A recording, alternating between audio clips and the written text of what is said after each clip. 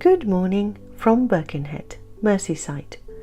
I'm still on my road trip and today I left the Sherwood Forest early in the morning to get to Birkenhead near Liverpool.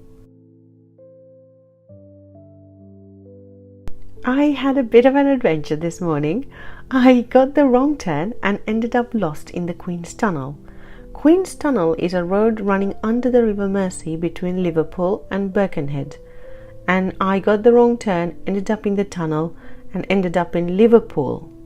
And then I had to just land in Liverpool, make a U-turn and come straight back through the tunnel again to get to the Hamilton Square in Birkenhead.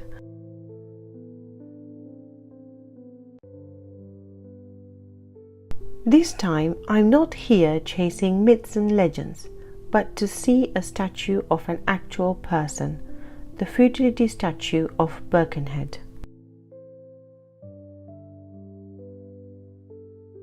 Before we get there, let me tell you the full story. Let me walk you through here. This is the Hamilton Square of Birkenhead. Hamilton Square was designed by the 19th century Scottish architect James Gillespie Graham. It has the most Grade 1 listed buildings outside of London, most being Trafalgar Square. A listed building is a building with historical or architectural interest that must be protected. So, Grade 1 means buildings that are exceptionally interesting. For example, the Town Hall is one of those buildings in Birkenhead. The Town Hall is a civic building designed by the local architect Christopher Ellison, and it was built using Scottish granite and sandstone. The clock tower is 200 feet tall in height.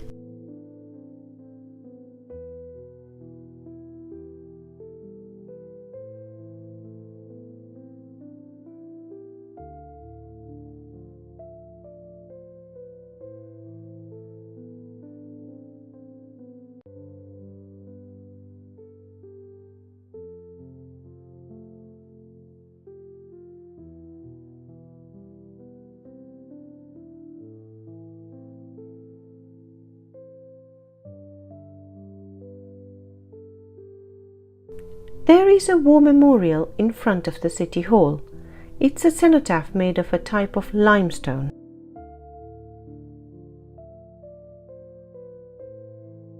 This war memorial has the names of all those military personnel from Birkenhead who had lost their lives in the World Wars.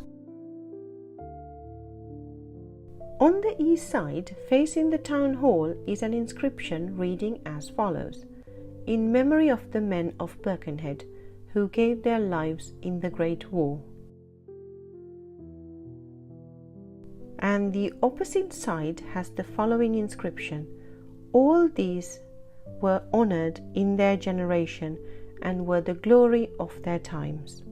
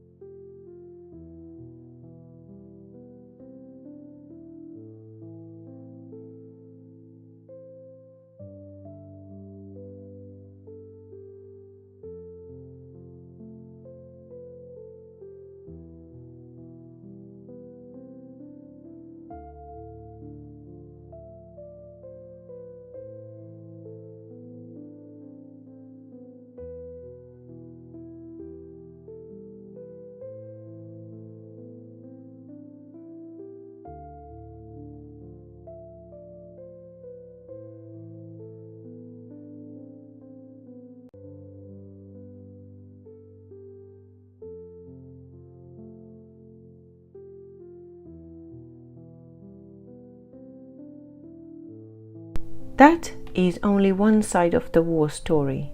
On the other side of the road is a statue contrasting the public perception of the war, and that is the reason why I am here today, to see the Futility statue.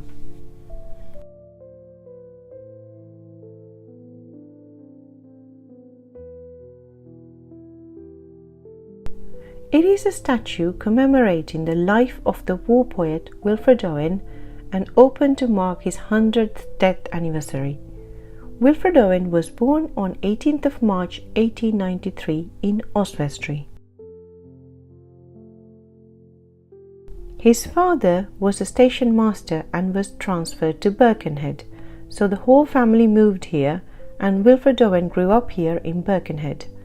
He was an imaginative and creative child growing up. He loved reading and writing poetry as well as languages.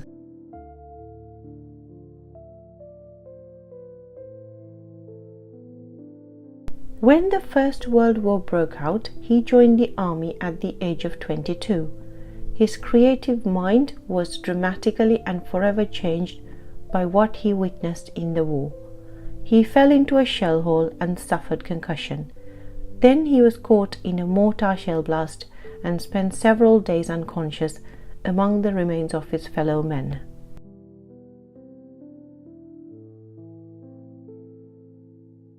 Afterwards, he was diagnosed with shell shock. Shell shock was the term used to describe a condition now we call as post-traumatic stress disorder.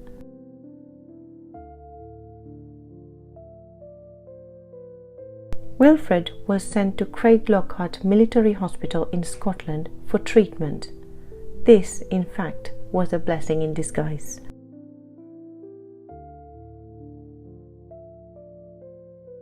While in the hospital, Wilfred made friends with the artistic and literary circles.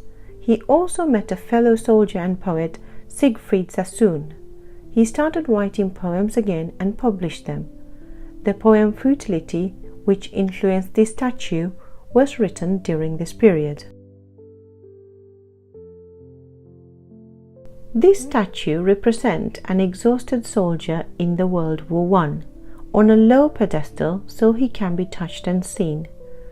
It's a fascinating work of art because normally emotions are expressed through the words or facial expressions, and we cannot see either, but there is so much emotion, sadness, and weight in this posture.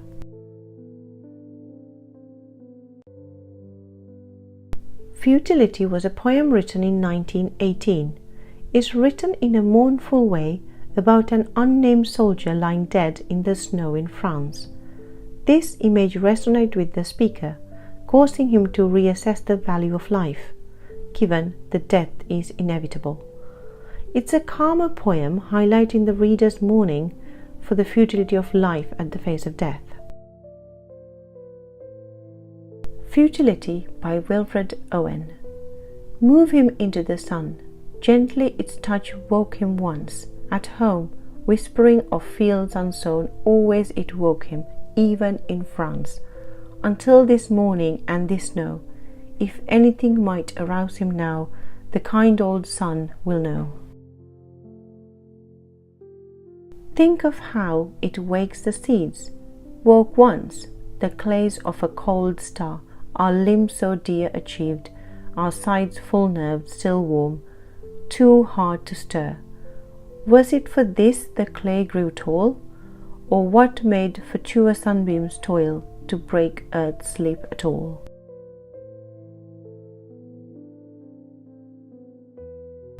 The Futility statue was created by the sculptor Jim Whelan based on a sketch by David S.W. Jones, an art master at the Birkenhead School in 1960s.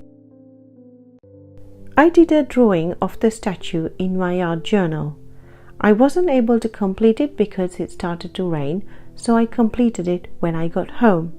I'm warming up to this idea of art journaling now, and I have 3 pages worth of drawing so far. I aim to continue. Next, I'm going to be visiting Oswestry, which is also a very important area in Wilfred Owen's life. I will see you there.